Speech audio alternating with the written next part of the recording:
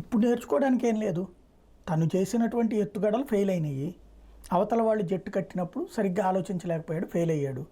మద్యం మీద అతని పాలసీ అయితే కరెక్ట్ అని నేను భావిస్తా.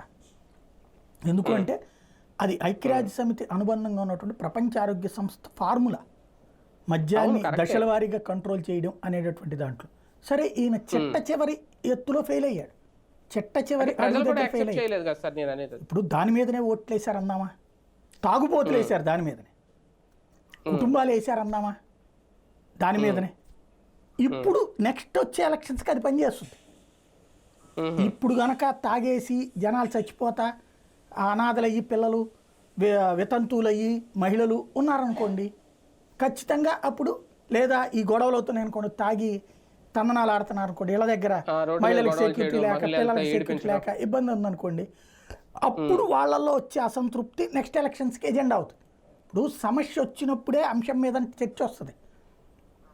జగన్ హయాంలో చర్చ ఏంది ఇచ్చారంటే ఈ ఇబ్బందుల బదులు తాగడానికి ఇబ్బంది అవుతుందని తెచ్చారు. తాగడం వల్ల ఇబ్బందులు నెక్స్ట్ ఎలక్షన్స్కి చర్చ అవుతాయా లేదు అన్నది 5 ఏళ్ల తర్వాత చూసుకోవాల్సిన అంశం.